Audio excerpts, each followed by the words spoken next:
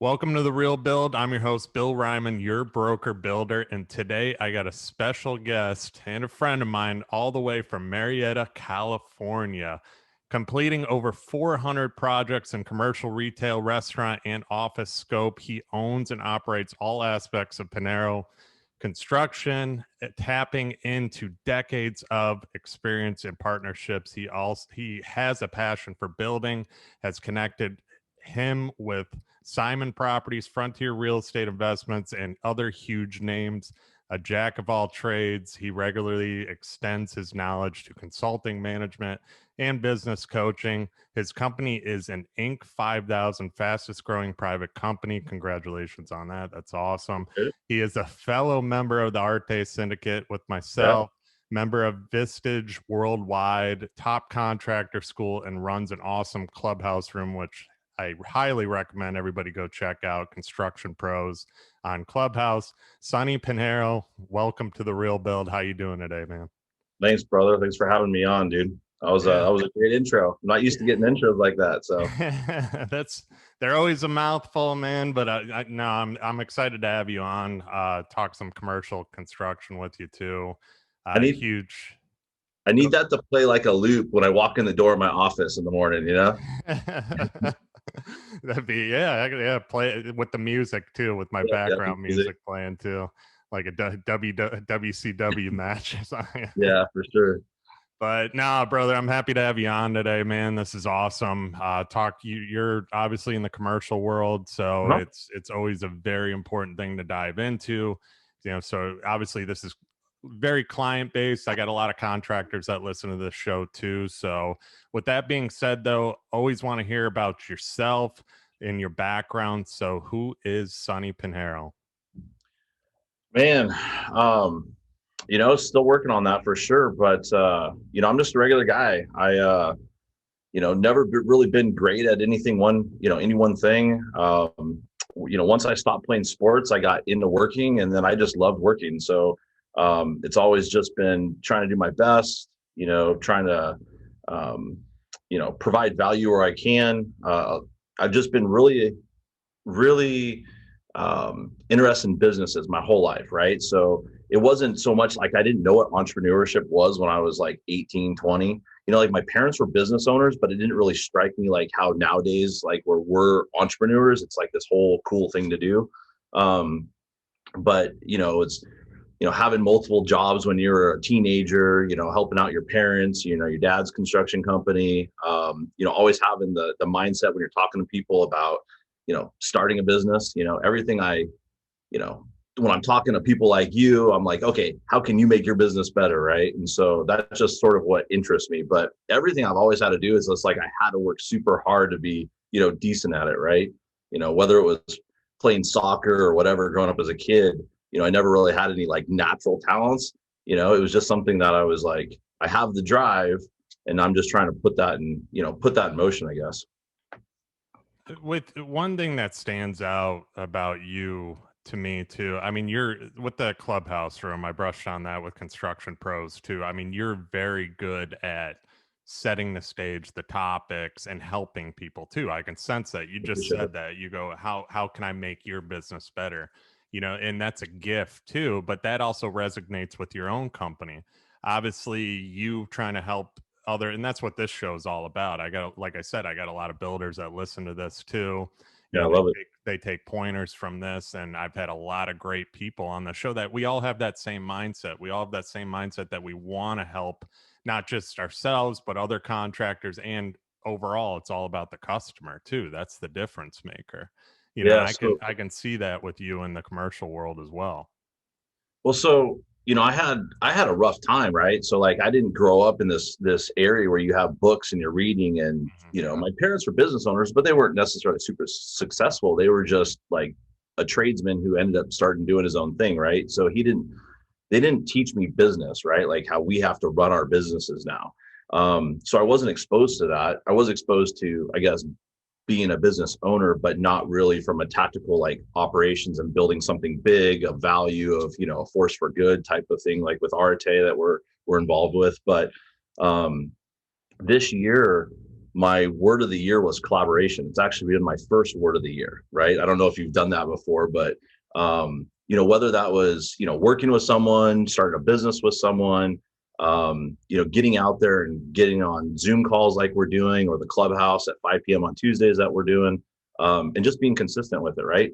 And so, although I'm not necessarily great at a lot of these things, I do know that I guess maybe my superpower is I'm willing to step into it, and I'm willing to ask the questions, and I'm willing just to sort of be the first one to lead, no matter what happens, right? So like, if the conversation's not, going anywhere, I'll ask a question, right?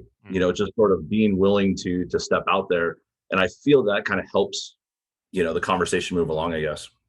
No, it's a gift to be able to do that too, because obviously it's helping you with your sales and also and your company as well. Just being able to continue that conversation, having a client in front of you and being able to have a good, confident discussion. Right. Confidence is huge.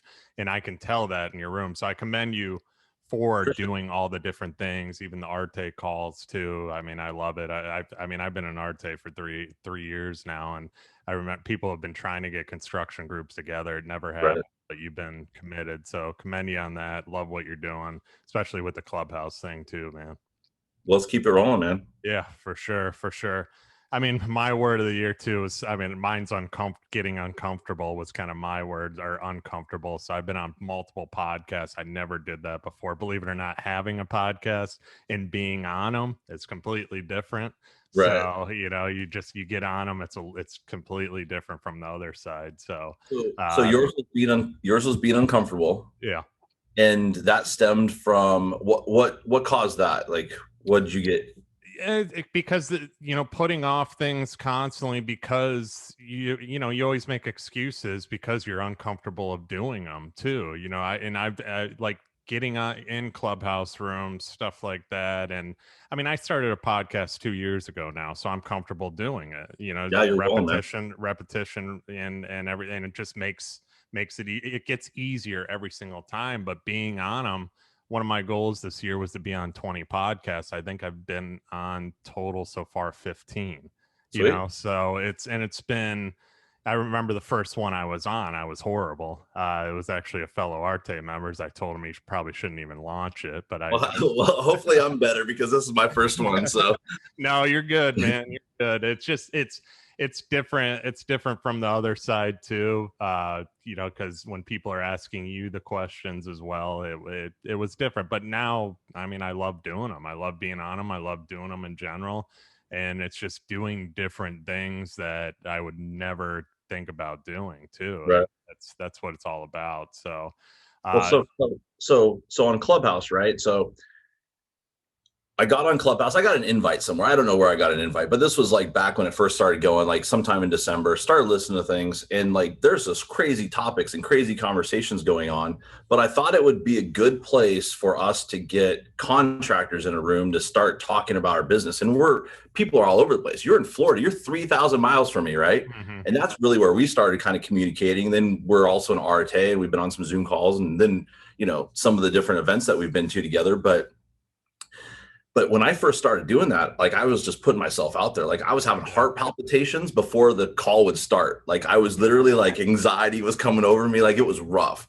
And it just kind of got better. Like I'm still not super comfortable when I don't have it planned, right? Like I'm still sort of a planner, and I have to have sort of a topic or even a guest. And that makes it a lot easier for me.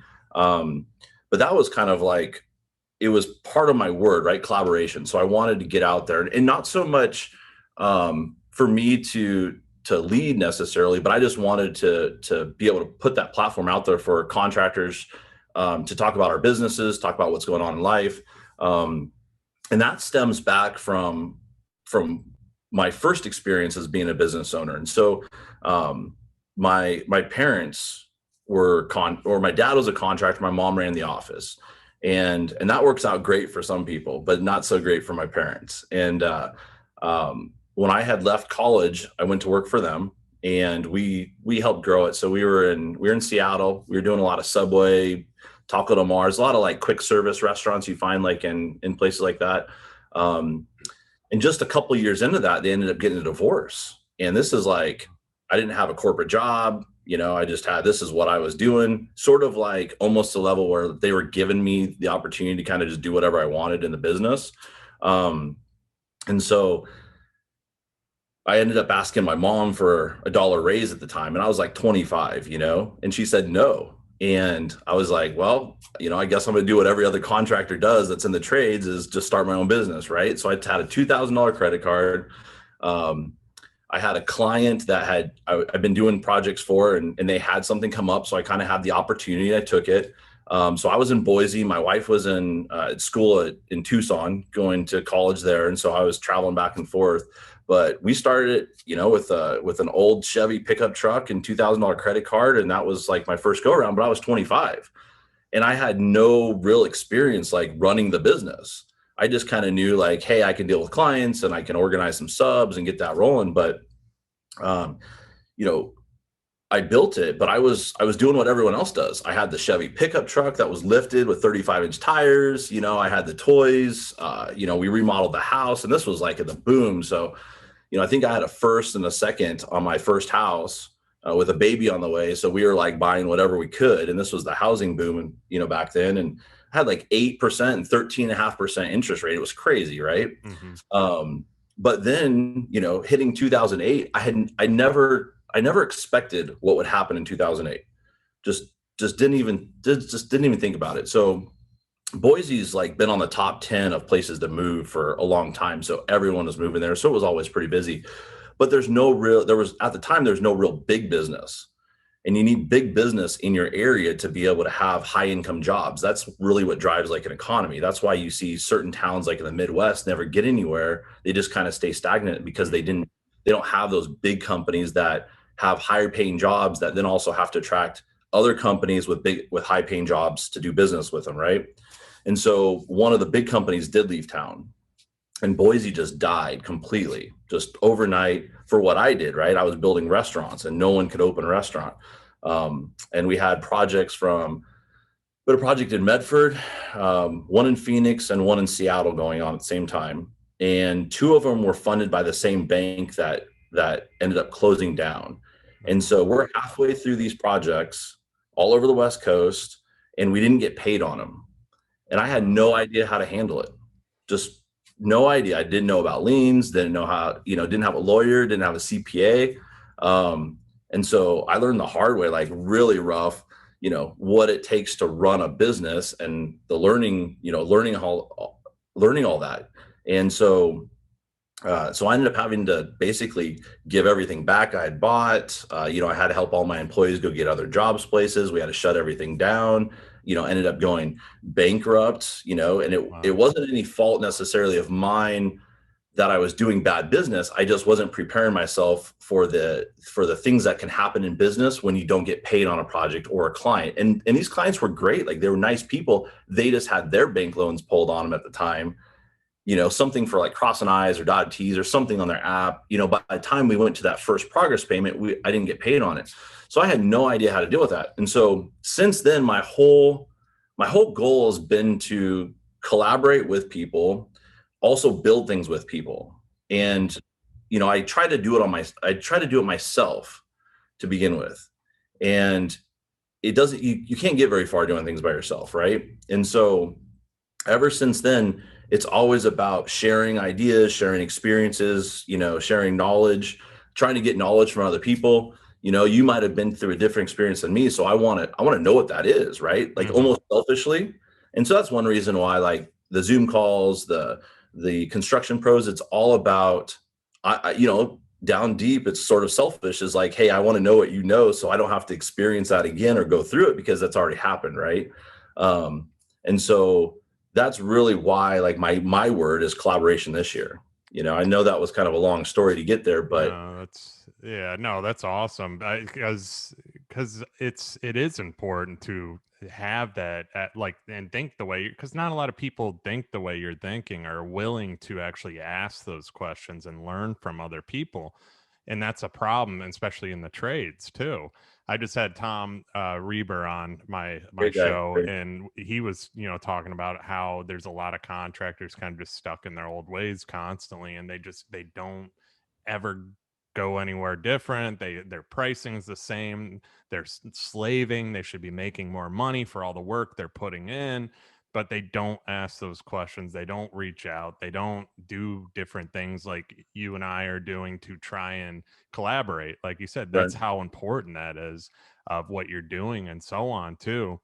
And I mean, your background is unbelievable because you had to learn the hard way. I mean, there's no better way than the hard way. I mean, that's for sure, because you had to be put to the test. You weren't just book learned. There's a lot of contractors getting into it that learn. I mean, on the residential side, they go to school for it, get a contractor's license, get thrown out there, and they have no clue what actually is going on because they were reading a book. I'm Right. big on actually field experience. I grew up in the business. My dad made me work since I was a little kid. Still, you know, it's I have a big time respect for the trades because Right. of all the work I was a laborer forever. I mean, I took me trying to quit, I don't know how many times, for me to be able to step up in a different role with our business. So now me and my brother are running everything.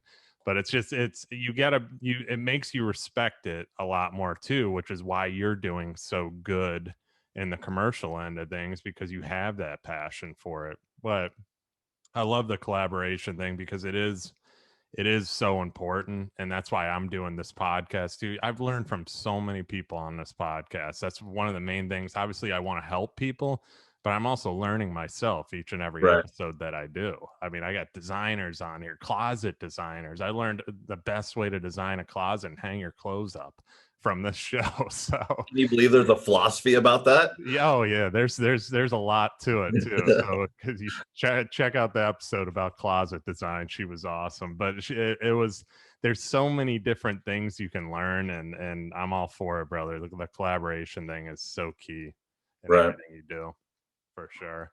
So I mean, you got into how you got started in the construction business. That was going to be my next question to you. So obviously, you guys are growing big time. You've grown your company. What services do you guys offer at your construction company?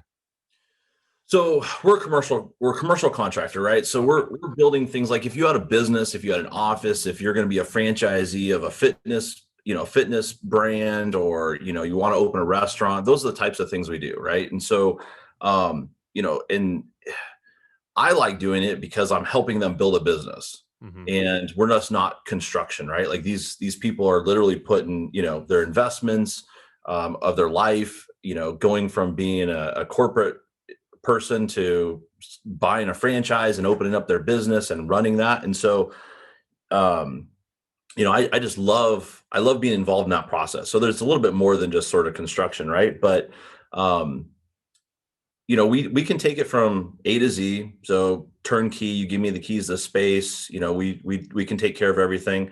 We're not a design build contractor, so we don't do architecture in house. We don't do design in house. But what we do is we play team captain, right? And so when we have our clients, which are more like partners, we're basically handling the store development for them. So we can go to our group of architects and get it priced out, design it out. We can budget it, we can schedule it, and then we can also help through the permitting process. And also with our experience by doing so many projects, we actually have a very good process that we help keep our clients in line with what they need to provide us. And as a contractor, I mean, a lot of, maybe not so much on your end. I'm not sure because I don't do high end homes, but at least in our business, a lot of things that are along the schedule milestones are things that they have to provide us. If we need the soda machine installed, we need the line sets for the soda machine installed on this date for us Yeah. to stay on schedule. We need the security lines, the telephone lines, things that might be operational for them when they get open. We need those stuff scheduled. We also have to get their restaurant equipment. When we're not providing it, we need their restaurant equipment on site on a certain date so that we can hit the milestone and keep going. And those are a lot of the times where, it's not on purpose, right? It's just that they're not in the business of developing. They're in the business of running a restaurant or running a fitness studio. They're not in the business of building stores, right? And so we've kind of taken the ownership of that for them. And so we provide, when we do our contracts, we have a list of things that they're providing with dates on them, and then we use that as a checklist through all of our weekly meetings to say, hey, are you doing this? Are you following up on this? Because like if we included them, we'd be marking it up. It costs more money, and the industry standard is normally the owners providing a lot of that sort of stuff for us, if that makes sense, right? Yeah, on the residential side, I mean, we have those kind of deadlines as well to where I mean, selections. That's And it plain does, and yeah. simply finishes. We have to have those picked out at a certain point because if they're not, and then we miss something, we have to go back. Like if we miss a plumbing fixture and there's supposed to be a drain in the slab and that was missed, well, slabs poured. What are you gonna do? Right. So it's getting ahead of that, just like yourself on a lot of the stuff too. And we have that now. It's getting tougher, obviously, because there's a lot of backlog on stuff. I mean, I got some sliding glass doors that are 30 weeks out now. So it's Isn't like, that crazy? yeah, it's nuts. And so now we're having to kind of adjust selection phases and so on, which I'm sure you're having to deal with that in certain ways as well. Correct? Yeah, so we have some projects, people come to us and they're doing a one-off mom and pop type restaurant or an individual one, but a lot of the stuff that we deal with is either franchise or multi-unit, and they have a lot of that sort of stuff picked out brand wise, and so we can kind of roll through that process. It just sort of depends. Okay. Yeah, but like we were just awarded a project. We got contracts over this morning, which was awesome. It's going to be a ground up 2-story. It's a chicken concept, but it's a drive through. It has a patio on top, a bar, and That's cool. so one of the things I put out in the world just like a month ago is I we've been doing a lot of projects, and we do a lot of projects for businesses and clients that we can't provide as much value to because they're just sort of systemized, right? Hmm. So we like to bring that system to people that need it, right? So, or that value us being able to be a professional contractor. So a lot of people can paint, a lot of people can build a house, but like someone who can actually walk you through it or save you time so you can focus on your marketing, your operations, your hiring, So, all the things that you need to do to actually make your business successful. If you're paying attention to the contractor and you're there on site or you're chasing them down, like that costs you money, and it also costs you operational money because you're not focusing on trying to make as much like revenue when you open the doors as you can, right? And um so we just try to work through that whole process, on the backside of it, right? Like we did like 85 Subway stores in the early 2000s, and that was fun, and we learned a lot from building those stores and processes. And I mean, I think they had like 40,000 stores now or whatever, but anyone can do those. So what we're taking that system that we learned how to do and then converting it to like chef inspired concepts, or lawyers that are now going out on their own and they want their own office, but they don't know how to pick out doors and your administrative desk when you walk in, your signage, just things like that, right? Carpets. And so we try to make the process really simple for them by providing them all the information, like we were basically their partner, just handling it for them, if that makes sense. yeah, it makes a lot of sense because I mean, it's just what you said. They should be focusing on the business and the marketing end of it, and you're giving them the time to do that too. So you're almost kind of going full service in a way, not on the design side, obviously, but full service in a way as far as the builder to where, or the contractor to where you're actually providing that full service from here's what we can do for selections, this and that. We're going to put this in. This is what goes best. This is what people are going to like. All you got to do is market the company. We'll finish it up, and boom, you're in. Start making money. I Well, mean, that's how we like to make it happen. Not always, but I mean, yeah. it's never that easy, but I mean, we deal with it too. I mean, trying to simplify our process as much as possible. I'm constantly trying to think of ways that we can make our process easier, selections go smoother. But a lot of it goes back to communication too, and that's what I got out of that the most is like just the communication process with each client too, because they appreciate that. If we're not talking to them, that's an issue as well because they're wondering, they're spending all this money where's my money going? Where are these people that I just paid, that I gave a check up front to build me my dream home or build me my next business? You know, Right. Well, that's key. people don't realize that anytime someone's in a new experience, they just don't know what the steps are, right? Hmm. And so it's sort of like, you preparing me for this podcast today. You had a call with me, you sent me a sort of a layout of kind of like things that you like to talk about. When we got on the call, you kind of set it up. If I didn't know those things, we just jumped into doing a podcast, like it would be a disaster, right? And so it's the same thing with clients. There's things that they need to know that you may not think are significant, but that help them out understand. And if you might not have anything for them today. Let's say you're working on designs.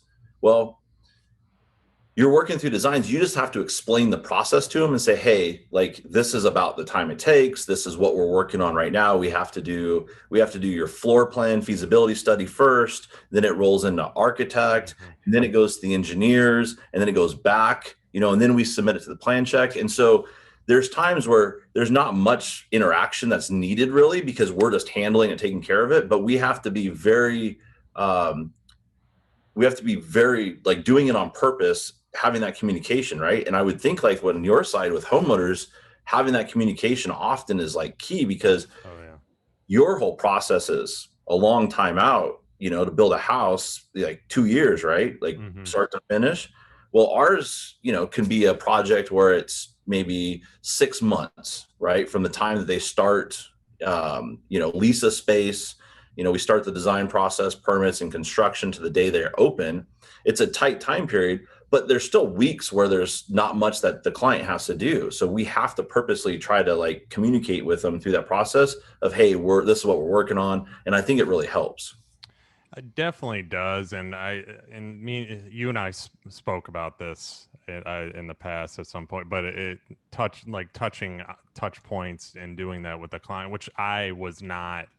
I'm obviously doing it now, and we're doing. We have a team meeting every single week, and I always check in of where they're at in the process, even in the permitting process too. I just want to know that specific detail of where in the permitting process they're at, so I can tell them and then teach them why we're at that point as well. Right. Because I mean, they don't know how long it takes us to get truss drawings done. They don't know how long it takes us to process everything and get our windows and door calcs and our energy calcs all done and stuff. Like, they don't know what that is. I mean, and Right. that takes time on our end, but on their end they're like, what the heck is going on? Why is this taking so long? We're not in for Right. permit yet? You got to be kidding me. So those little touch points help, and I've learned that because I wasn't doing it. Because you do, like you said, you have that stagnant point where you don't really think about it, and that you should be calling them because you're like, yeah, I got a contract, I'm worried about these other people, or other jobs, and you tend to lose sight of what you actually should be doing a lot of the Well, time. it's just I guess the point is that everyone at any point in time can be communicated to more. Yeah. Just the process, some details, some things that they might not know if they've never experienced it. Talking through someone, like when you go to a restaurant and you go to sort of a nicer restaurant and they ask you if you've been there before. This is sort of how we do things, especially someone might have like a different process. Like, you don't want to show up and not know like how things done. Like, if you've never had sushi, like, how do you know how to order sushi if you go there, right? So if the sushi restaurants were like, hey, this is how it works, this is how you order, this is how it comes, it just helps out. And I don't think business owners or even sometimes within your own company are thinking about that, helping out, explaining things and the processes about when you onboard employees, telling them all the little details that may not make sense, but or that you wouldn't care about, I think are huge. Yeah, yeah, exactly. Well, one thing I wanted to go into, kind of jumping off that or going from that topic, is in this. I pulled this from your website too, and I want you to explain this. Our commitment to building simplified goes beyond the 9 to 5. We are available day in and day out to help you achieve your goals, whether you're just getting off the ground or running a multi-million dollar business. So explain this for me. How do you simplify your process? Because you got a lot going on too. You got all your subcontractors coming in. So how are you simplifying everything for your client? What should a client that is going to build commercial look for it with this process? Well, so I mean, construction, right? Construction's messy. Sometimes it's hard to understand the scope of work or what needs to get done. You're coordinating a lot of subcontractors. We're having issues with material supply. Sometimes stuff's discontinued that was ordered. So we sat down as a team last year and we decided that was sort of going to be our mission statement, or mission is to make it simple for our clients to do business with, not just with us, but through the process of building their store, right? And so we're going to provide them more information. We're going to provide them more guidance. We're going to provide basically a system that we step through that process, right? So, we have almost through everything that we do internally, we have some sort of process that has a workflow. And that's not traditional with businesses my size or smaller. We're a small fish compared to a lot of larger contractors, but even larger contractors end up missing the mark sometimes with walking people through that process, right? Like, this is how we do things. This is what we're doing. And so we created this system basically that workflow all the way through. And we handle more, right? We handle some of the owner vendors. We're making it easy for them, right? And then we've also implemented, or we're very progressive as a contractor. So we're willing to try new programs, new systems, new ways of doing things, sort of challenging the status quo. We're not your old school contractor that doesn't care about it. They just want to build, like we're trying to make it easy for us and also easy for them. And it works out, taking that sort of proactive approach in things, right? So you said try new things though. So let's go deeper into that. What new things are you doing to kind of stand out more compared to the competition?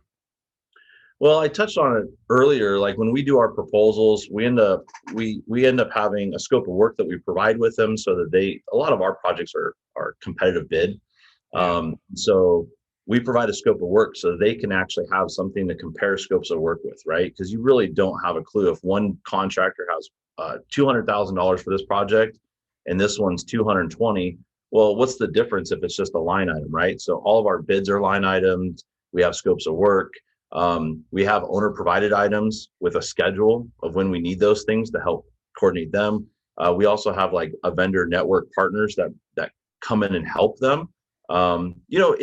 It's not necessarily that we have anything more. It's just that we've organized it, Yeah. and we put that together sort of in a process and a flow that helps our clients that traditionally wouldn't be already organized, right?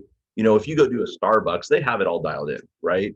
But like this new concept that we're working with in Yorba Linda, it's their first store, and so we're able to provide a lot of value to them by having sort of the step-by-step process, work through it to get them open.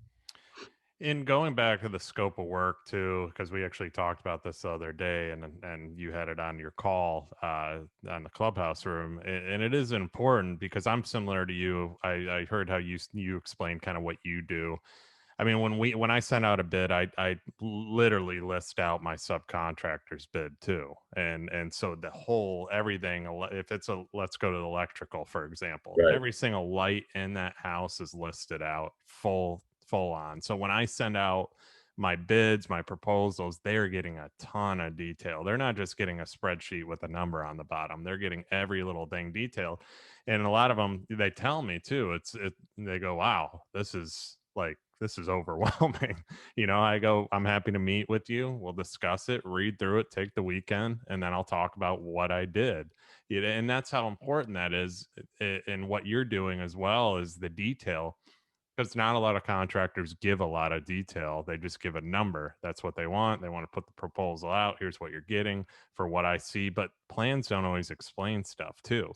So Right. one thing I'm doing as well is I'm always asking, okay, what do you envision? What do you envision? What do you visualize in this room? What are you doing here? What do I need to? And I'm asking those questions, have it all in an email, and then I apply that to the actual proposal too. Right. So that's even broke down. They're like, wow, this guy listens. That's amazing. A guy that Right. listened to me. So it's like, Well, yeah, I mean, I think in that conversation is like also came up, like these clients aren't plan readers. We even have like employees sometimes that aren't great at reading plans, and you have to Yeah. get them implemented in that. They know how to swing hammers and they're taught how to do something, but you actually have to teach them how to read plans, right? And so how do you expect someone who's never been, you know, introduced to that, looking at plans and saying, yeah, that looks like what I want to build, right? They just see it to be. And so I think it would benefit a lot of contractors to actually walk through the plans to make sure they realize what is going on, because we'll have conversations, and this is earlier on, where clients would be like, well, that's not what I wanted. And it's like, well, okay, so we've adopted those types of conversations and implemented on them, right? So we've taken these things and then turned that into part of our process. And I think that's helped a lot, and going through those things to make sure that they're okay with the layout, making sure that they realize that this is what it's going to look like, when they're done. So I think it's huge. There are clients that'll look towards the end and look at the bottom number, and that's ultimately what matters. But um, I think that I think that a contractor that's just throwing out a one number, is probably not doing it for maybe the right reasons, or that maybe they're not comfortable with some of their numbers. So like, we don't have anything to hide. When you open up the books, you give it to the customer and says, listen, this is what we're doing. This is the value we're providing. And I think that's the way to approach any sort of relationship, is open. And I think that that's how you end up building trust and building the long-term relationships, so that you just are automatically in line to do the next project. Right. Um, and not that there's a right way or wrong way. That's just sort of my philosophy. Let's go into that deeper too, because you being in commercial, I mean, commercial is very price driven, and Right. that is a constant battle you got to deal with too. It's just you're competing constantly with these guys that are undercutting. I deal with it on the residential side. I always ask right off the bat, because I know my competition. I ask, who are you bidding? And if it's a Right. certain few guys that I know that I can't even compete with, I say I won't bid your work because it's not worth my time. And I Right. explain why. And then, well, no, I still want you to bid it. I'll get that here and there. And I'm like, sorry. I mean, it's still, I'm going to be probably 250,000 apart from these guys. Like, you're Right. going to go with me. So it's just, and you're in the commercial world, and it is very, very price driven with a lot of people, because they want to get the lowest price so they can start making money and pay that building off or what. So, how do you get around that? How are you getting past where people are just looking at the bottom line number? You went into that a little bit. Let's go deeper into it, because there's people that are listening that are gonna choose a commercial contractor. Right. But how do you get how do you get them past looking just at the bottom line? Well, I don't know how the adage goes, but basically you get what you pay for, right? Is sort of the way it rolls. But you'll always get what you pay for, and so if you pay more, you still might not get the greatest product. But if you don't pay very much, you're definitely not going to get very much for it, right? And so there's going to be corners that are cut. Mhm. There's going to be value engineering done that you didn't know about. The quality is not going to look the greatest. Um, when you walk into like a national brand, they have everything on point. And although a customer that walks into like a restaurant may not know that, this tile looks nice and sharp, they did the edges properly, everything lines up, it's not crooked. They might not be able to pick that out, but if they walk into a place that was built well, they're going to feel it. It's going to be like sort of Yeah. intuition, right?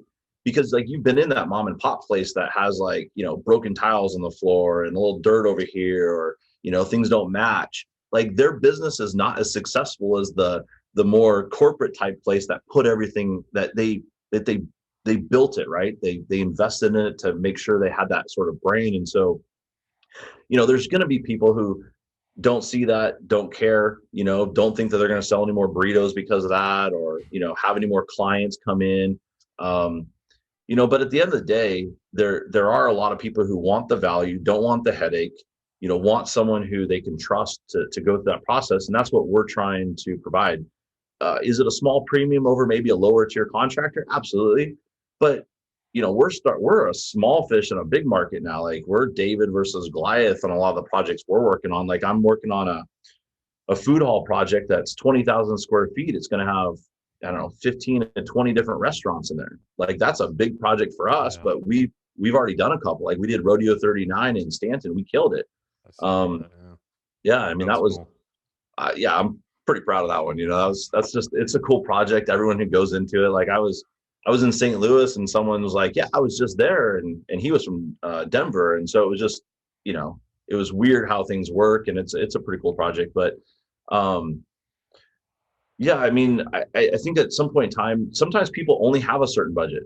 They can't pay anymore. They don't have access to a loan or financing and stuff like that. And that's not the right fit for us, but I try to qualify clients, and then I also try to give them some input and insight and value, because if they're building something, they might come to us later on, right? Mm. And it might be a little bit different. Maybe you just build dream homes, right? And maybe people only have one dream home, but in my industry, the stuff that we're building, a lot of times they do have other offices, or they'll do a remodel, or they'll build another location, especially like if they're a franchisee, right? Or if they're a real estate developer that just goes around and redevelops properties, they're going to have a couple different projects to do. And so but I think people are willing to pay to get what they want, to make it easy, to make it look good. And I think that ultimately helps out the end product. And it's like Field of Dreams, like build it and they will come, to a certain point. And if you do a crappy job and your place looks like crap, how are you ever going to compete with, a high revenue type of business when you're Yeah. not, you have to be on point everywhere in your business. No matter what you do, it has to be your location, your branding, your website, your employees, your service. Everything has to be on point. You can't be really good at service and have a crappy location. The two don't really jive. Something's going to negatively impact it, and I mean, that's just sort of my philosophy, and seeing, projects, all over the West Coast. I think we're up to almost 500 something projects now. Wow. And so, this is over 20 years. One thing you said there too, though, and it's so important, and this is where you're, yeah, this is what separates you from a lot of contractors as well, is that you are also still wanting to give value to somebody that cannot afford you maybe at this time. And when Right. I kind of flipped that switch too and started thinking that way, because I get people all the time that call with budgets. Hey, I can only afford this, blah blah blah. Can you do it? And I say no. Unfortunately, the least expensive house we can do is at this much. Right. But hey, well, who do you recommend? What That's like the worst thing to ask a contractor, because you don't like recommending other contractors. But I always kind of try to steer them and be as helpful and answer questions as much as possible, because it goes back to playing the long term. Right.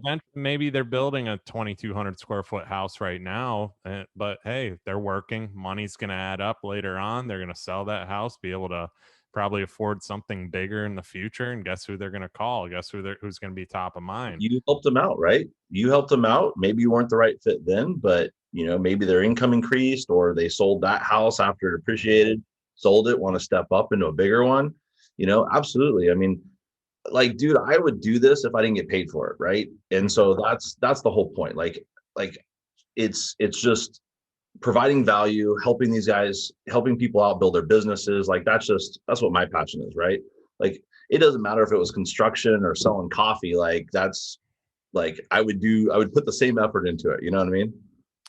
Yeah, and it goes back to just who you are as a contractor. You just said you're willing to do this if you do it for free. I mean, obviously we wouldn't really do it for free, but Well, I get what you're saying, but yeah, it's because you're so passionate about doing it. I'm the same way, man. I just love like the whole process too, and from design to complete finish the product, like seeing these things take shape is amazing to me, and helping these people throughout the process. But right. it's like, some people you got to really hold their hand. Some people, they know what they want, and you go with the flow with them too. But I'm very blessed to be in a situation right now where I have a lot of great clients that we're working with now, and others coming up, and they listen, they respect my opinion, but they also gain that trust because they know I'm trying to help them. I'm not Right. pointing them to the most expensive thing. I'm saying, hey, cut back here, you can add here, and then you can Right. do here. So it's just, and that's where you gain that trust. And I do it from the beginning too, from the planning stage. Like, hey, why are you doing, I just did it today. I red line, I took a red pen to this guy's plan and sent it back to him, and he's like, holy crap. He's like, all right, yeah, do what you got to do. Now he goes, that's why we're hiring you, because you're the boss. Just do what you got to do to save me money. I'm good with it. So, you Well, know. like to be trusted, you have to do things that are trustworthy, right?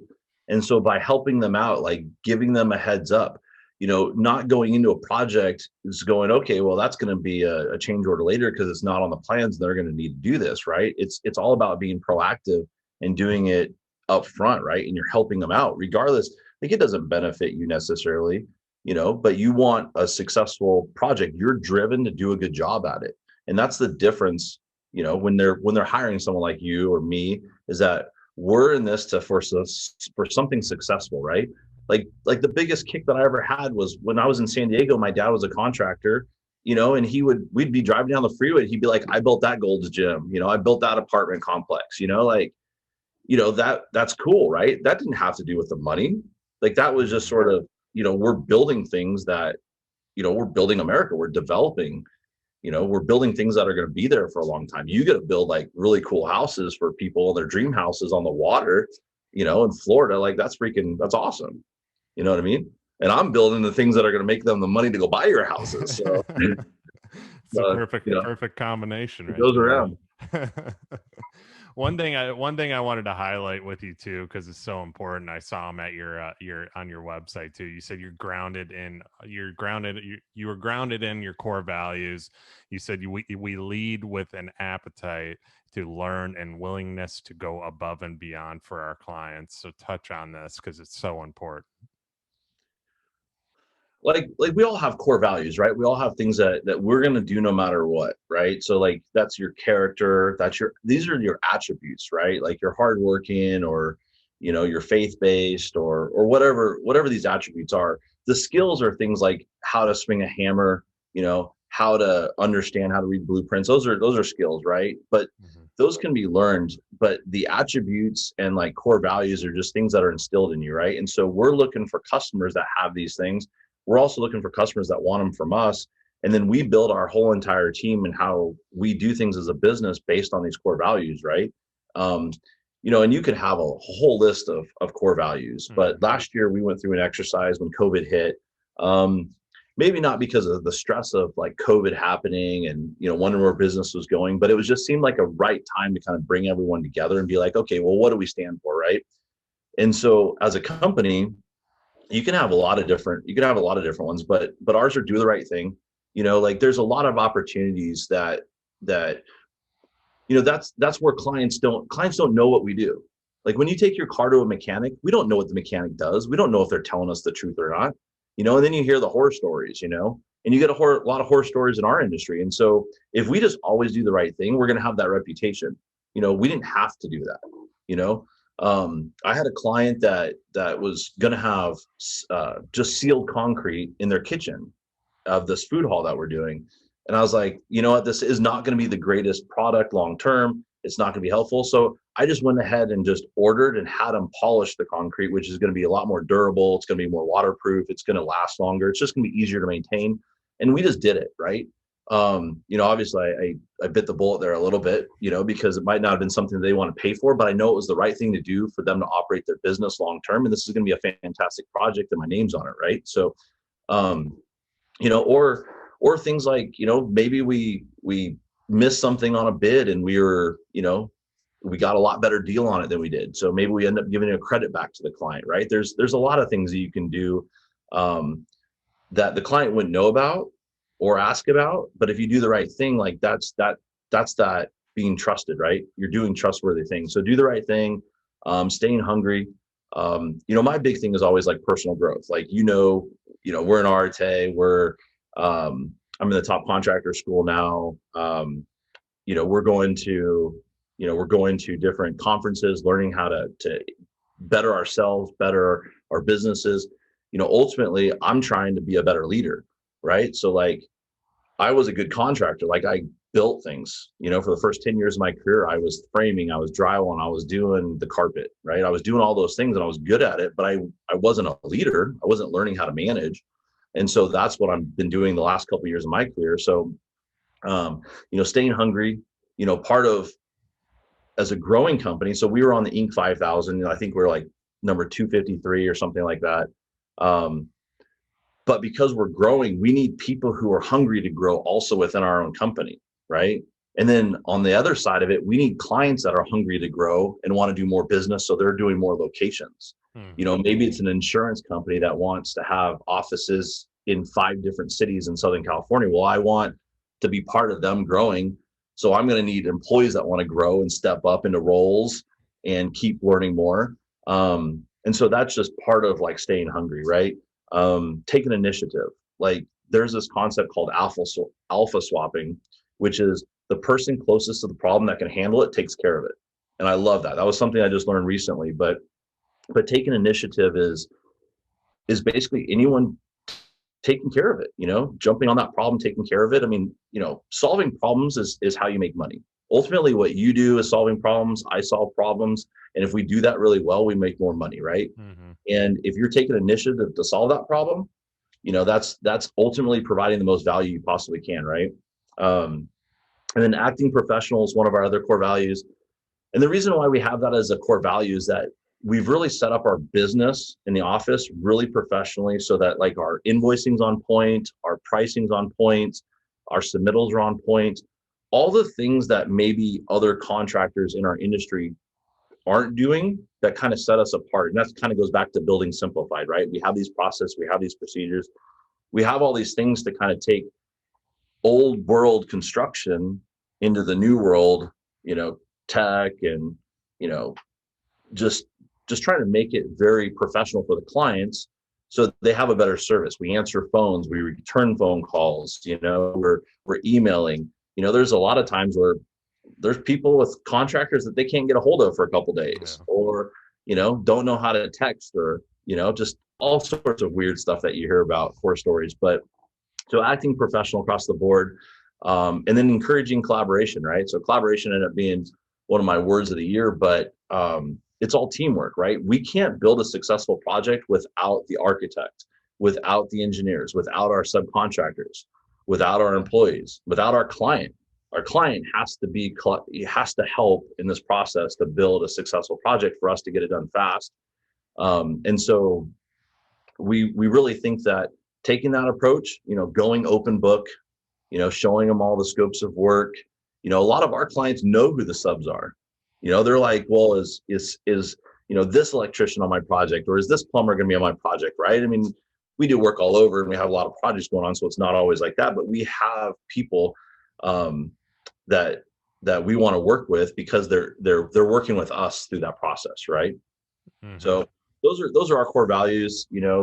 There's things like loyalty and discipline and other things that I believe in, but we kept it simple. Those are the 5 things that we work on. Those are how we're sort of designing Pinhero Construction and rolling it out. So I love it too, because everything you're saying right there, a lot of it has to do with a team. It's having that team and everybody on the same page. Like you brushed on to having the architect and so the plans are right. And I preach about that constantly too, because our team is basically, obviously the employees within, but we have the architect that we use, and then we have an interior design firm that we use, and it's just everybody works well together and we're all on that same page. Makes a huge difference too, not just in-house, but everything outside as well. So it's very important. Like when you take a set of plans that's 2D, it's lines on a piece of paper, and we have to build it in 3D. That's hard. Like if you don't do it, you just don't know that it's really freaking hard. And it's hard to draw it, right? It's hard for architects to draw the detail that they need to for us to build it successfully. So there's a lot of questions, right? And there are industry contractors that, send a bunch of RFIs out. But when we send RFIs out, we send at least one way to solve the RFI that they're going to accept. So we try to make it easy for the architects, right? So you don't get a bunch of pointing back and forth and things like that. So that's just sort of one of my points of how collaboration can help a construction project, right?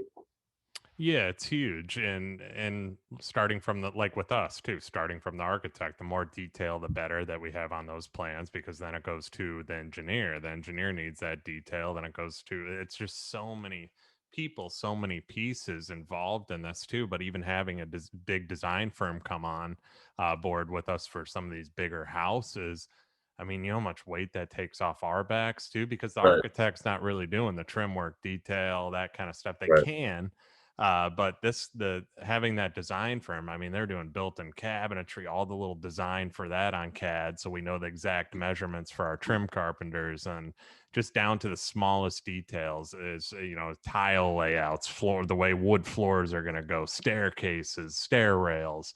So this is helping us bring these big houses to life at a, you know, at a better pace, but also getting down to the real details that we care about as the contractor too. right. So, you know, going into that too, obviously we're very detail focused. I know you are too. Yeah. What are you looking at? How do you rise above, or what should people look for in a commercial contractor as far as details? This just popped in my head because, you know, a lot of commercial contractors, let's get it up as fast as we can, as cheap as we can, and then get them in. So like what are you doing for the details to stand out better? Because I mean, if you look at it, our stuff, we nitpick drywall. We, you know, or our punch outs are, I do 4 or 5 of them with my brother, Right. and you know, we drive our painters nuts, and they even talk about it. So what Well, about you? that's the curse of good contractors, right? When you Yeah. go into the place and you look around and you're like, oh, that drywall seam or that paint line, or like you catch those sort of things, right? And so that's just a curse of us, right? Mhm. Um, I like to say that we build, higher quality projects, right? We're trying to make it look good. We have pride in our work. Um, like one of the things that I was taught, by my dad was when you're framing or when you're doing plumbing, it's going to get drywall over, it's going to get paint over it. But if you do a good job framing or you do a good job plumbing, if another plumber had walked on your job site, you want them to basically say, dang, these guys are freaking good plumbers, right? You can have solder joints that are nice and clean, pipes that are straight. Some of it will help with operations, right? Making sure you have the right sizing, make sure you have the right routing. Um, but just taking pride in what you do is going to make it a really nice project at the end of the day. We don't build pianos, you build a little bit more like a piano type project, right? But certainly, like, when we have people walking our projects, we want them to say, like, this place looks nice, like these contractors are good. But there's a lot of functionality in what we do. From ADA handicaps, like countertops have to be the right height. All the bathroom accessories have to be the right height. The way doors swing in and out have to have certain size dimensions from the door frame to the walls. All these things are functional, so they have to happen, and that helps with the quality standpoint, right? So if we're building something and we're at the end of the project and the inspector comes out to inspect it and it wasn't right on the plans and no one caught it, then we have to like stop what we're doing, change it. So we're just trying to be proactive in that. So if we can build it per code how it's supposed to function, then it helps out.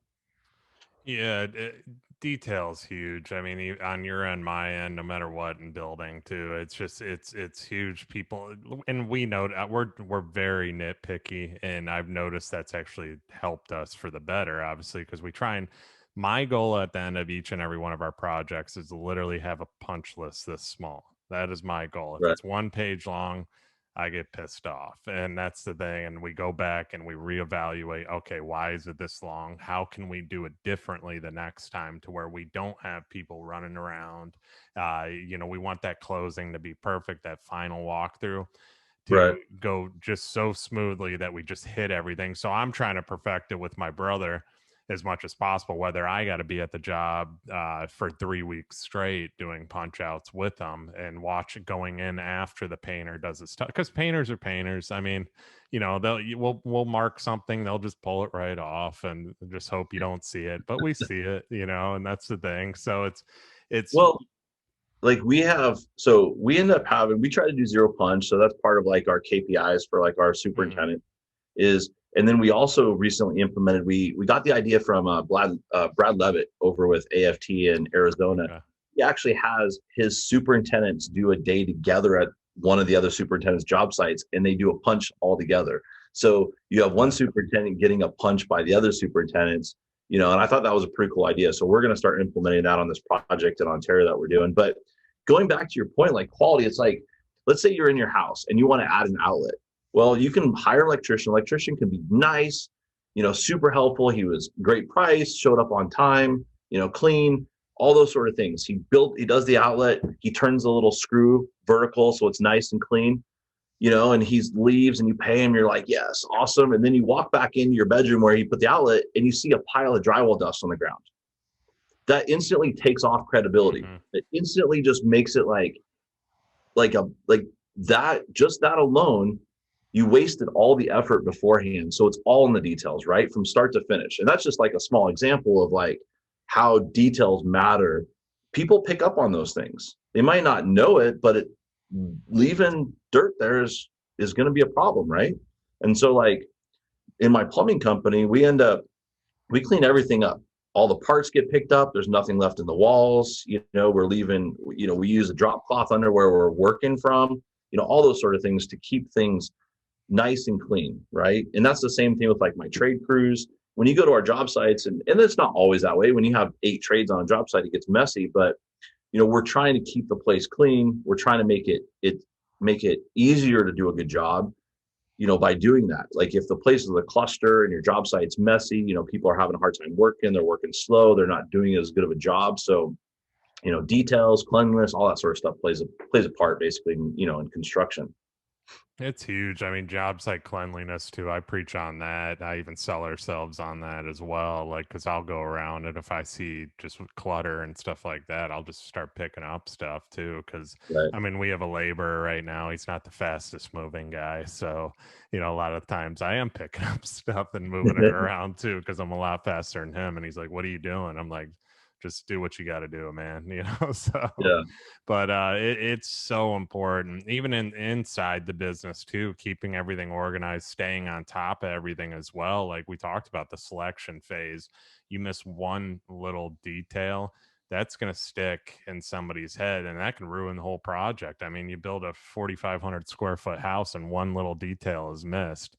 Right. The wife or son, even the husband is pissed off because that one detail didn't get added in and you got to go back on it, or we try. It's all about details. Like you said, it's so important. So important.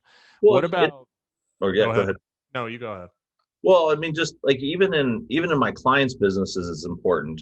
Whether like if you go in and you're buying lunch someplace and you have great customer service and you get the product or the food fast, but they forgot to throw a spoon in it and you needed a spoon, like that, like ruins it, right? And so it's having those processes that doesn't happen. Like that just totally ruins it. So at any rate, I was just throwing that in there that like, no, even it is important just because like that's the one little thing somebody's going to think about that's going to ruin that experience, right. Hands down. And it's always the small stuff. I mean, that's why you got to get down in a big house or in a big commercial building. I mean, that's what the client doesn't really understand on our end is how many little pieces go into the development of the big piece, the big overall picture. Right. You know what I mean? And it's a challenge to keep up with everything, but it's finding the right system to stay organized. Like, the girl in our office that's doing all the selections and everything. She just started. Our last girl ended up retiring after 8 years with us, and the new girl kind of got thrown into it. Right. And guess who had to train her? And I'm on top of doing everything else that I'm doing. But there was a lesson. A lot of the time you let them learn the lessons on their own because they'll figure it out. I always obviously know what to do, but there was like a door selection. She didn't write down these door selections. There was a designer there. The designer was writing these door selections down, but so she felt like she didn't have to. Right. Designers don't write down everything, and it's usually not right. So we go back. That's what they're good at, for sure. Yeah, no offense to designers, but that was the lesson learned, because we go back, I get the proposal for the doors that were selected, and they were the wrong doors. So she just kept moving forward on it. And I was going to see if she remembered. She didn't. And I said, that's not the right sliding glass door brand, right? They went with PGT, not Anderson. And she goes, or not Windor. And she goes, oh, well, what do you mean? I was like, you didn't write it down that day. I was like, here's the lesson learned. Write down everything. She goes, well, Jennifer, and I was like, no. That's the designer. Let them write down what they want, but you need to take notes on everything. Right. And that's the detail part of it too, because one thing's missed. We order Windor sliders instead of, the sliders that they wanted. That's a big mess up. There's no returning those doors. Yeah, no, that's a lesson for all of us, right? Like just writing it down, clarifying, responding. Like maybe you had a conversation on a job site, or maybe you had a conversation on the phone. Following up written helps that process. It helps keep them like, hey, I did say that. It's that playback loop. So, I think it's super important. One last thing I want to get into, because of time, and I know you're a busy guy out in California. There, you're a few hours behind me here. It's getting a little darker here, but let's talk your customer service. Obviously, it's so important after your process too. What separates you after the commercial build? Because you got commercial builders, they'll put up a building. I mean, then what? Do they move on, versus how are you being different in that aspect? Yeah. So, I was lucky that I did have a job in high school that was at a grocery store, and it was a high-end grocery store. We had clients that were, baseball players and Nice. sports stars and stuff like that. And so, when I was there, we were trained to do things high quality, have really good customer service, communicate, and sort of provide that. So it helped me and instill me, having, that process with my own business, right? And so, a lot of what happens during construction is we move on to other projects, right? We build this one, we're done. Everyone's like, man, I was there for 12 weeks. I'm done with this. I want to go to the next one, like that's really the mindset. And you go on to the next project. You got 3 other projects going on. Like we have these things going, but we sort of pride ourselves in making sure that we follow up really fast. We have a warranty system. So we have a warranty email. It comes in, whoever was the PM on that project handles it from there. I get calls all the time about something quick. And so we immediately say, okay, send me pictures, send me videos, and just being able to respond fast helps, right? Because that's not what's happening in the industry normally. Normally it's like, they may take a call, but they take 3 days to follow up. Well, in my business, you can't do that. We have a walk-in cooler go down. We have power go out. Like they can't do their business. You know what I mean? Or we have an HVAC condensate drain that leaked. Maybe it needed to be maintenance or something that needs to happen, which is operational, but we try to take care of those things, right? So from a follow-up standpoint, we're fast to respond if there's been any issues. Maybe there was a problem. You never know when something might fail or I don't know, something might happen, or maybe it got abused, right? So a lot of my clients' businesses have customers in them, and people don't treat things very gently when it's not their own. And so you get all these weird calls, about stuff. Maybe someone was actually in the bathroom and sitting on the sink, and it came off the wall, and you got lag bolts in the wall with 2x6s, and it was not going to go anywhere. But just weird things happen, right? And so us responding fast help out, right? Being available, being a partner in their business to make sure they're operational helps. And then we try to touch them at least a few different times before that warranty period's up. But most of our clients, we're building that relationship where we're involved, on multiple locations from there on out. So I like what you said at the end there too, which is one thing I want to start doing. I've had a warranty person. Now guess who's the warranty person again? Because and I'm gonna actually, I get most of the calls too. Like I get the emails, I get the call. Like I'm the one who answers the phone, but like we're trying to get that process rolling, just like you. Yeah, I'd like to have just a specific, somebody that's just strictly warranty, but do those touch points like you're saying as well, because I'm guilty of that on the warranty end of stuff. I'm very responsive. Somebody calls me, they have an issue, I respond right away. I had a guy text me at 9:30 last night, and my girlfriend's like, "Why are you gonna text him back? Don't text him back." I'm like, "But I have to." It's like one of those where Complicated, that, yeah. I had to respond. She's like, "It's 9:30." I was like, "I just have to." So I responded. I was like, "Hey, I'll take care of it tomorrow for you." Blah blah blah. But I doing those touch points, like you said, is very important, and that's one thing I need to start doing as well. Is just checking in. Hey, your warranty's up in a month. Like, what's going on? You got anything that you need taken care of? Just give me a call, and that'll make a big difference on my end too. Because we do a 1 year.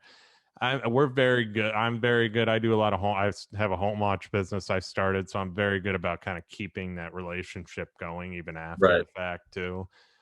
And even if they need something later on, but I want that central kind of concierge go-to service. Like they need a plumber, call us. We'll set you up too. So Right. that's kind of my long-term vision or hopefully short-term vision here. I need to hire somebody, but no, I Well, love yeah, what you're doing. it's just like everything, set a process up, and that requires a process, right? Yeah. And you do that, it's touch points, like we're building relationships with people. You don't have to do a project and leave.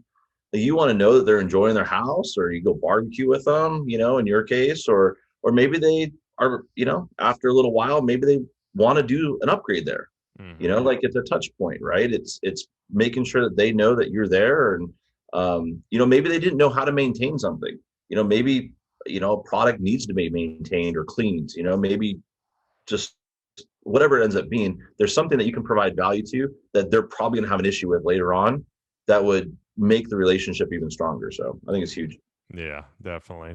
So let's get into the hard questions here, the personal stuff. This is how I always end my All right. show. My favorite question right here. I've actually made a little series off of this, uh, too, called Real Talk. So, what about you personally? You've built an amazing company, continues to grow every single day. So, what lessons have you learned throughout your journey that can help us all with our businesses, or even personally, that can help us all grow?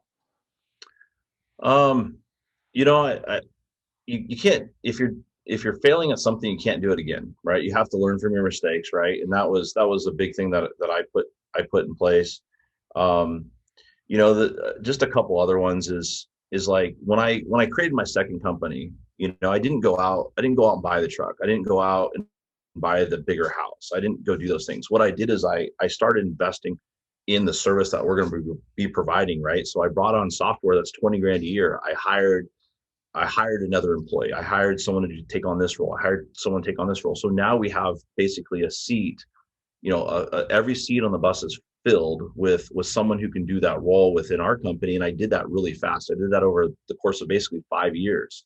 We're rolling in our 6th year now, but you know, as a contractor, right? Like, we're just talking to contractors.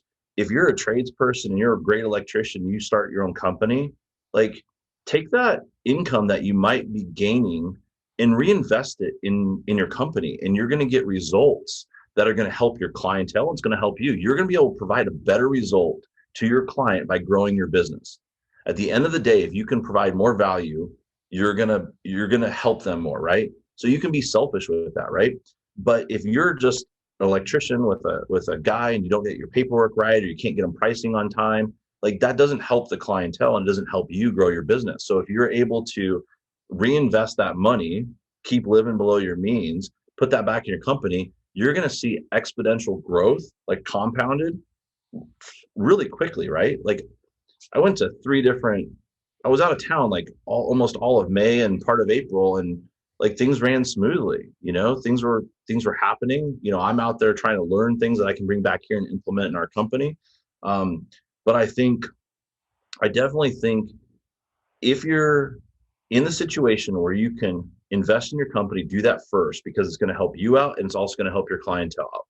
And you're going to be able to grow and be able to provide, get closer to a functioning business all around, than just sort of being a high earner, but things are still always a firestorm. Hmm. Things are always a cluster, right? And so And that could work in anyone's business, right? If you create your own business, invest in the next business, or invest in someone to help you take care of something that you need done, that your plate's full with, and just start working backwards from there. So that's been a huge thing for me to build Pinhero, right? Like, we had like 162% growth, but I can't do that myself. And I guess that's sort of like the third thing I would say is, like, when I was younger, I thought I had to do it all. I thought I had to be the one just to do it all. I was like, lone wolf. I'm going to get it done. I'm going to be staying late. I'm going to do this. I'm going to do that. I had it all on my plate, right? But you don't have any leverage there, and you can't. And I was, through that process, I couldn't do what I wanted to do. I couldn't affect people's lives. I couldn't help clients out that wanted help, right? And so, being able to, build a team, collaborate, working with, other people, whether it's, someone like you or other contractors learning from, like, we're collaborating. You can't do it yourself. Like, you only have so much time in the day. We still got families. A big part of what I have to deal with right now is fitness. I'm doing 75 hard, so I'm doing that twice a day. That's a lot of time commitment, going to and from the gym, and working that into my schedule, that I can't work that 15-hour day, that I would have been otherwise. And so, being able to look at the bigger picture, bring people on, know that you can accomplish more, you can be a force for good, you can help your clientele out, you can help your customers, you can help your family, you can help everyone out by spreading the workload and building sort of a foundation to handle it all, right? And so, that was a big thing for me, going from trying to do it all myself, failing miserably, and now, I rely on people here, right? They have authority to do things. I put things in their plate to handle, not because I don't want to do it, but because it's the only way for us to really function as a business, is to spread the workload. Like, you're gonna, like, sort of one of those, sayings is that the teamwork makes the dream work, right? And that's true, right? Like, there's all these entrepreneurs, and they're online, and they're the ones that say they do all this, but that's not true. Like, there's this huge effort behind them that got them to where they're going. Like, there's no one, like, there might be some special people who might have had like a brilliant idea or something like that, but all the implementation, all the work, all the legwork behind the scenes is all done by a team. And, if you can build a team and you can get good at building that team, then you're going to be able to do a lot of things in life, help out, make a difference, all that sort of stuff. So I guess those would be sort of my three things that I would say that have made me make a difference. And these are all things that I'm still perfecting and working on and trying to get better at, right? Yeah, it's tough. It's for everybody, because everybody kind of faces that. Entrepreneurs in general, we all have that mentality going into it that we want to do everything. I've joked about it. I wish I could clone myself, because there's stuff that I want done a certain way, and you always have it in your mind that there's no way somebody else is. And that's with growing too. Obviously, you learn that people can do it as long as you task them to do it, show them how you want it done. Now, but you got to get past that point of I'm doing everything. And I was guilty of that for a long time, where I just wanted to do everything, handle everything. I still am guilty of it today in a lot of extent as well. We all have that. My team gets mad at me if I jump in, so they're actually kind of protecting me from myself sometimes. And so that's what got us at least to the point where we are, is problem solving, is handling things, is jumping in. And that's also a problem with a lot of contractors, is they're not willing to give up that. They're not willing to let someone fail. Like we've had a lot of issues and a lot of failure over the last 6 years building Pinhero, but the successes outweighed all those failures by a huge margin.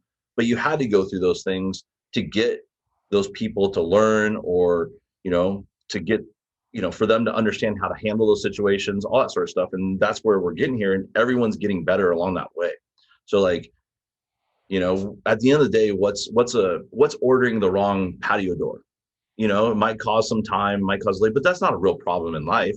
That's just something that you can correct and not do next time, right? Cost some money, but they'll learn from it. They'll get better at that. They're not going to do it again. They don't want to do that. They would rather have, they'd rather have the business make money and, get a bonus if they did stuff right. So, you'd be amazed on it if you give your employees opportunities with, responsibility, mostly with authority. Authority is the real thing to delegate. That's what gives them the power. That's what empowers them to like take ownership in what they have to do, and they get to take that and roll with it. And they're going to do a good job. Like at the end of the day, they're going to do a good job, especially if you're hiring for like your core values, right? Yeah. So you got to keep all that stuff in check. But man, I love it. Yeah, no, I love that. That's you're so spot on with that too. I love it, man. Another question too I like to ask. Everybody asks about your past. Let's talk about your future. Where will we see Sunny Pinhero in, let's say, 5, 10, 15 years from now? Who will you be? Well, I'm not so much worried about, I hope I'm going to be a better leader. So that's my whole goal right now, is to be a better leader. That's why, I'm part of Vistage or Arete, to get this knowledge and experience and communicating with people like you. That's personally what I want to do. I want to be a better leader. But dude, like going through like what I had to go through, closing down my business, being at a grocery store, not knowing if your credit card is going to work, or having to put groceries back, or not being able to pay rent, and so you got to have someone else living with you, and you got some small kids. Like all that was brutal, right?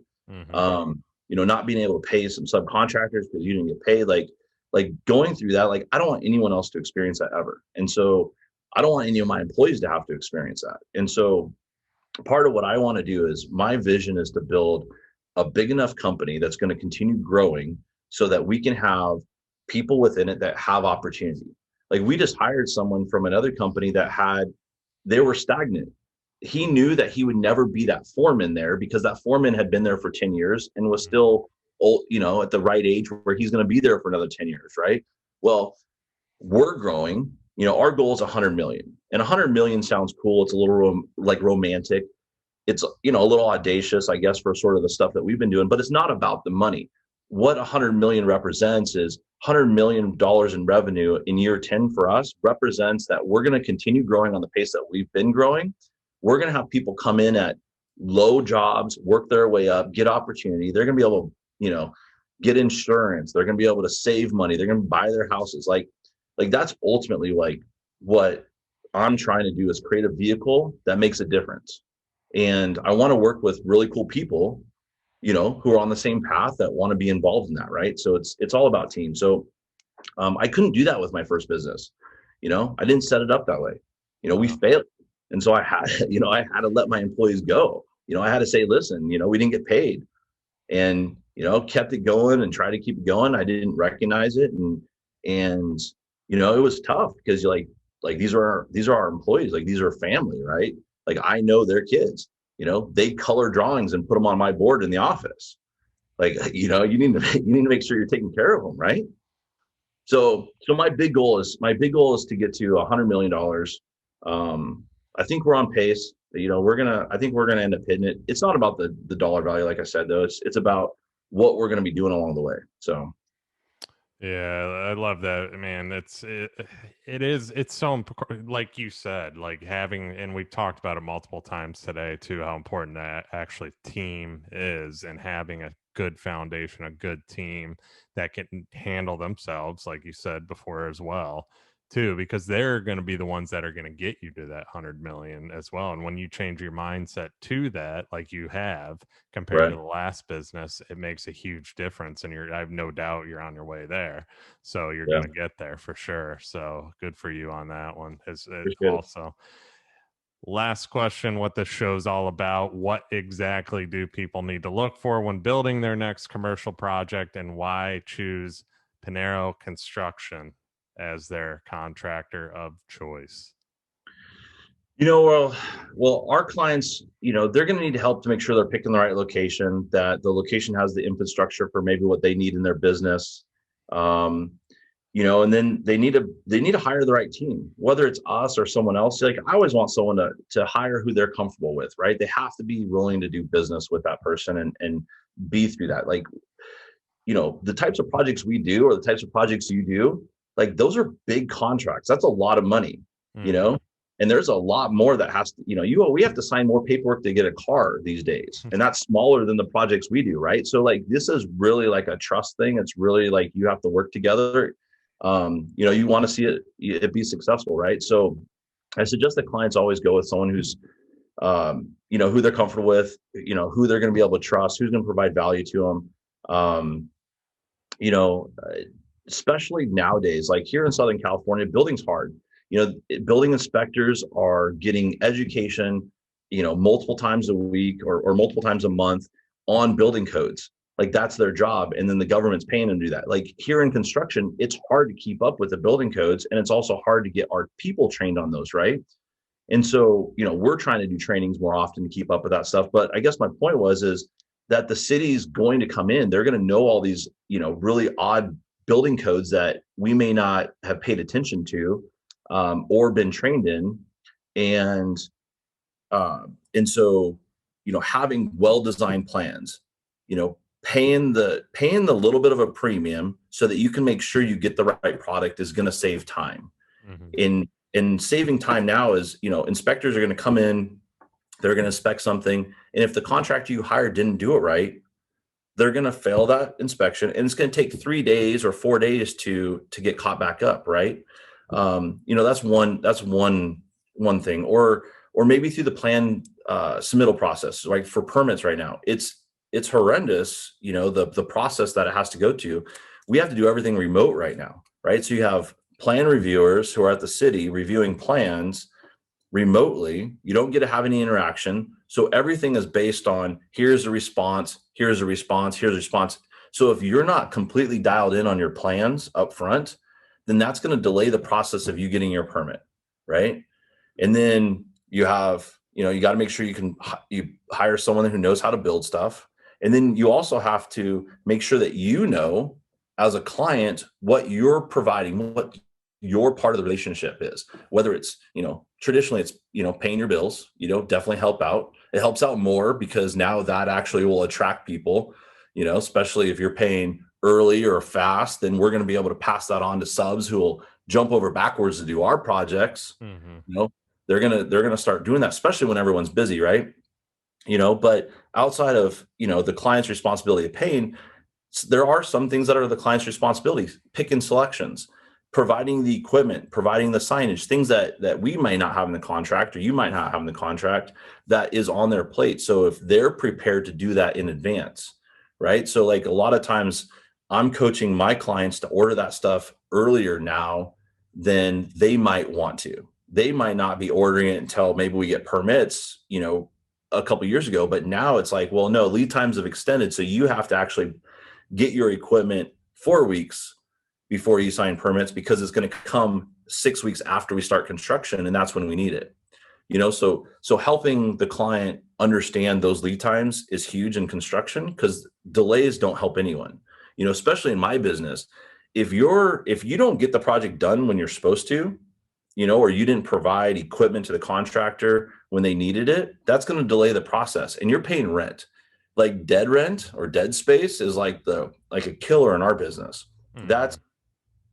That's opportunity. Like you should be making money. You should be open and making money during that time period. So we want to build it as fast as possible. Right. And so if you don't hire a decent architect, if you don't hire a decent contractor that has the processes and procedures that you need, and you don't step up on your side to provide what you're supposed to in that process, then it's going to take longer, just automatically. And that longer costs you money in our business, like that literally is you're delaying you opening and operating your business, and those expenses just would add up. So that's the biggest key for me. So I mean, that is a lot of great information right there in one question too, as far as that's what this show's all about too. But I mean, I can go on for hours with you. I always say this with every contract. if I had we're already doing it weekly anyway, so yeah.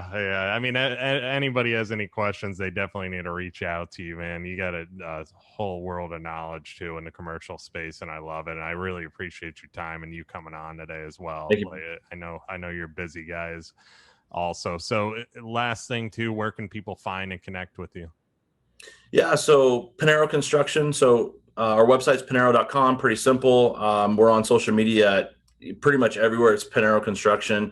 I'm personally out there, so you'll find me in my life and all the things that I got going on at Sunny or at Sunny Pinhero. So you'll find us on Instagram mostly, a little bit on LinkedIn, and then also Facebook. So just look us up on there. Yeah, and those of you guys that want to go check out the Clubhouse room too, give that a Oh, yeah. shout out. Yeah, so we're on Clubhouse. We have Construction Pros Club, and so that's basically a bunch of contractors came together. We created a club. I kind of just let it, like I said, like that might be my superpower is just being willing to take the first step and keeping it going. But yeah, so we're on Clubhouse every Tuesday at 5 p.m. Pacific Standard Time. We talk about all things construction business.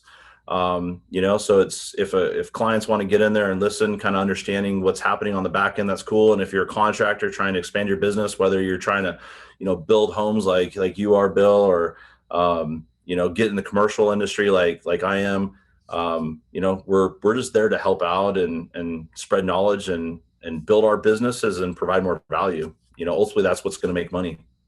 Love it, man. I Cool. loved having you on today. I really appreciate the time. And this has Thank you, been brother. a ton of info. Like I said, we can go on for hours if we had it, but most people don't drive that long and listen to these things. So no, I really appreciate your time today. And obviously everybody listening, I only ask for one thing, just share this episode and go on iTunes, 5 stars, or that's all you're allowed to do is only 5 stars. Only Like I five. said, yeah, 5 only. And then also comment, just say how awesome the podcast is. I appreciate everybody listening, and I will see you all on the next episode.